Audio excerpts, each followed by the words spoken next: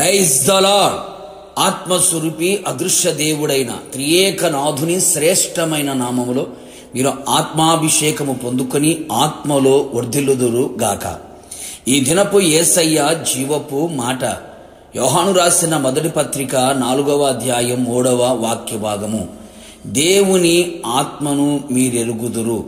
యేసయ్య పాద సన్నిధిలో కనిపెట్టి ప్రార్థించి ఆత్మాభిషేకమును పొందుకొని ఆత్మలో ఆనందించుచు, ఆత్మలో వర్ధిల్లుచు, ఆత్మచేత నడిపించబడుచు, ఆత్మ నియమమును పాటించుచు, ఆత్మ సంబంధులుగా తీర్చిదిద్దబడి ఆత్మీయ యాత్రలో ఆత్మానందముతో ఆయన ఆగమనము కొరకు ఎదురు చూచుచున్న ఆత్మీయులారా, ఈ దుర్దినములలో, అపాయకరమైన దినములలో మనమందరము బహుజాగ్రత్త గలవారమై ఉండవలెను.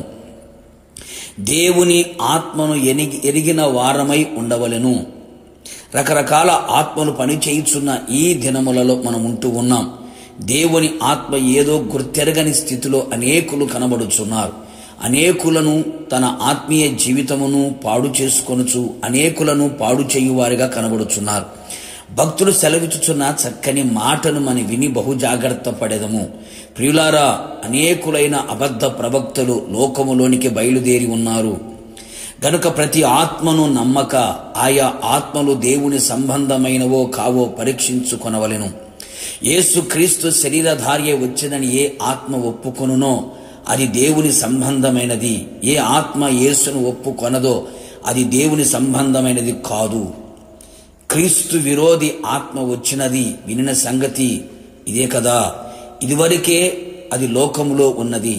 అపవిత్రమైన ఆత్మలు, దురాత్మలు, అబద్ధపు ఆత్మలు, మోసపరచు ఆత్మలు, భేదములు కలుగు చేయు ఆత్మలు, భ్రమపరచు ఆత్మలు ప్రస్తుత దినములలో బహుగా అవి పనిచేయుచున్నవి.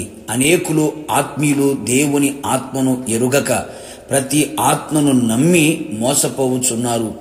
ఆత్మీయ జీవితంలో దిగజారుపోవుచున్నారు. తస్మాత్ జాగ్రత్త. ఆత్మ సత్యము.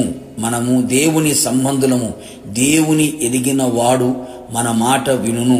దేవుని సంబంధి కానివాడు మన మాట వినడు. ఇందువలన మనము సత్యస్వరూపియగు ఆత్మ ఏదో, భ్రమపరచు ఆత్మ ఏదో తెలుసుకొనుచున్నాము. ఆయన ఆజ్ఞలను గైకొనువాడు ఆయన యందు నిలిచి ఉండును. ఆయన వాని యందు నిలిచి ఉండును.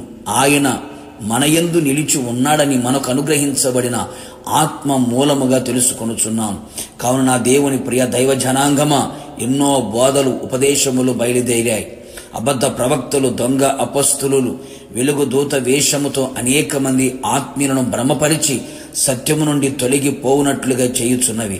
విశ్వాసము నుండి తొలగిపోవుచున్నారు. తప్పుడు మార్గములలో ప్రయాణము చేయుచు ఉన్నారు. కావున బహు జాగ్రత్త పడి దేవుని ఆత్మ కలిగి ఆత్మను ఎరిగిన వారమై సమస్తమును జయించదము. యేసయ్యతో సింహాసనం మీద కూర్చుండెదము. ప్రార్థన. సత్యస్వరూపైన దేవా, నీ పరిశుద్ధమైన పాదములకి స్తుతి స్తోత్రములు చెల్లించుచు ఉన్నాం. ఈ కడవరి దినములలో ఆత్మీయులు ఎలాంటి అనుభవాలను ముందు కొనసాగాలో మీరు తెలియపరిచి ఉన్నారు. మేము దేవుని ఆత్మను ఎరిగిన వారిగా కనబడినట్లుగా మీరు కృపదయ చేయండి. లోకములో పనిచేయుచున్న సకల విధములైన దురాత్మలని, మోసపరచు ఆత్మలని, అబద్ధపు ఆత్మలని, భ్రమపరచు ఆత్మలు యందు ఎవ్వరూ మోసపోకుండునట్లుగా మీరు కృపదయించమని ప్రార్థిస్తున్నాం. పరిపూర్ణమైనటువంటి మీ ఆత్మ అభిషేకముతో నింపబడిన వారమై ఆత్మ సత్యము గనక ఆత్మ మాలో నిలిచి ఉన్నట్లుగా మీరు కృపదయించమని ప్రార్థిస్తున్నాం.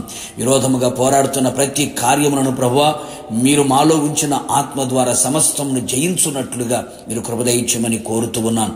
తప్పుడు మార్గములలో, అపవిత్రమైన మార్గములలో, అబద్ధపు మార్గములో ఎవరు నడిపించబడకున్నట్లుగా, ఆత్మ చేత నడిపించబడినట్లుగా, ఆత్మను సంపూర్ణముగా ఎరిగిన వారిగా కనబడినట్లుగా కృపదయచేసి మీరు ఆకడకు సిద్ధపరచమని యేసు నామములో అడిగి పొందుకొని ఉన్నాము తండ్రి, ఆమేన్.